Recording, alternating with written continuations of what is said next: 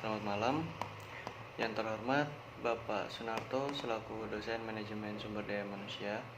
Perkenalkan, nama saya Rizky Handono, NPM 19 11 1001 3443 114. Di sini saya akan membawakan ringkasan materi tentang rancangan organisasi dan analisis pekerjaan. Rancangan pekerjaan adalah suatu proses penentuan tugas-tugas yang akan dilaksanakan, metode-metode yang digunakan untuk melaksanakan tugas ini, dan bagaimana pekerjaan tersebut berkaitan dengan pekerjaan lainnya dalam perusahaan.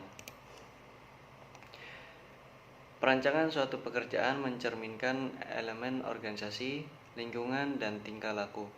Setiap elemen rancangan pekerjaan memiliki nilai penting yang berbeda-beda, tergantung orang yang merancangnya. Produktivitas karyawan dan kepuasan kerja akan memberikan umpan balik. Seberapa baik suatu pekerjaan dirancang, rancangan pekerjaan yang kurang baik akan memberikan produktivitas rendah. Karyawan yang sering berpindah, ketidakhadiran, keluhan, sabotase, perpecahan, dan problem lainnya. Dengan demikian, elemen atau unsur-unsur yang mempengaruhi dalam perancangan pekerjaan adalah unsur organisasi, unsur lingkungan di sekitarnya, dan tingkah laku. Faktor-faktor yang mempengaruhi rancangan pekerjaan ada faktor organisasional yang mempertimbangkan organisasi dalam rancangan pekerjaan, mencakup dalam hal-hal. Pertama, pemilihan struktur organisasi. Dua, pola tanggung jawab dan wewenang tugas. Ketiga, prasarana kerja dan tradisi perusahaan. Perlu tidak adanya perkembangan pelatihan. Terus itu faktor lingkungan dan faktor perilaku. Ada teknik-teknik rancangan ulang pekerjaan. Berbagai perubahan seiring menuntut rancang ulang berbagai macam pekerjaan dalam organisasi. Rancang ulang pekerjaan berlangsung dimaksudkan agar karyawan tidak mengalami kebosanan. Jika pekerjaan berlangsung lama dapat mengakibatkan negatif terhadap kehidupan karyawan seperti apatisme, tidak peduli, motivasi rendah, keluhan, bahkan keinginan berhenti bekerja. Sini ada peranan SDM dalam merancang pekerjaan.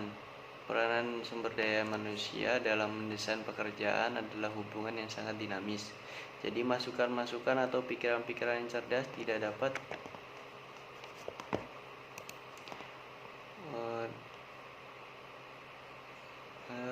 hanya bersumber dari majikan atau perusahaan kekaryawanan, tapi juga ada hak-hak mereka yang berperan aktif dalam merancang pekerjaannya.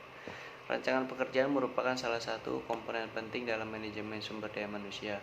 Oleh karena itu, perlu dilakukan dengan syarat bermodalkan pengetahuan spesifik yang tinggi di kalangan manajer dan karyawan Departemen Sumber Daya Manusia. Lanjut ke analisis pekerjaan.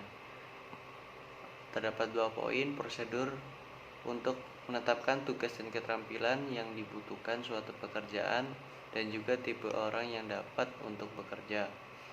Yang kedua, menganalisis dan mendesain pekerjaan apa yang harus dikerjakan, bagaimana mengerjakannya, dan mengapa pekerjaan itu harus dikerjakan.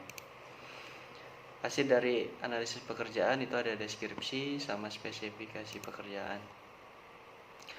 Langkah-langkah analisis pekerjaan. Yang pertama, menentukan kegunaan hasil informasi analisis jabatan. Kedua, mengumpulkan informasi tentang latar belakang organisasi. Ketiga, memverifikasi kebenaran data atau informasi kepada pekerja dan atasan langsung. Keempat, menyusun uraian pekerjaan dan spesifikasi pekerjaan. Yang kelima atau terakhir, ramal atau perhitungan kemungkinan pengembangan analisis jabatan terhadap perkembangan perusahaan pada masa yang akan datang. Pekerjaan ada menentukan tugas-tugas dan pekerjaan dan keterampilan yang dibutuhkan.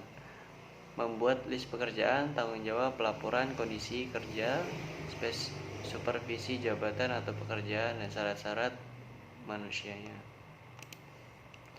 Informasi apa yang akan dikumpulkan? Jadi tentang mesin, peralatan, dan alat bantu kerja, standar prestasi kerja atau kinerja, konteks pekerjaan, syarat manusianya. Jadi syarat-syarat manusia terdiri dari pengetahuan dan keterampilan yang berkaitan dengan pekerjaan dan atribut-atribut personal. Kegunaan informasi analisis pekerjaan yang pertama, penilaian kinerja, pelatihan, pemantauan pelaksanaan pekerjaan, rekrutmen dan seleksi, kompensasi, pemberkayaan pekerjaan, penyederhanaan pekerjaan, penempatan.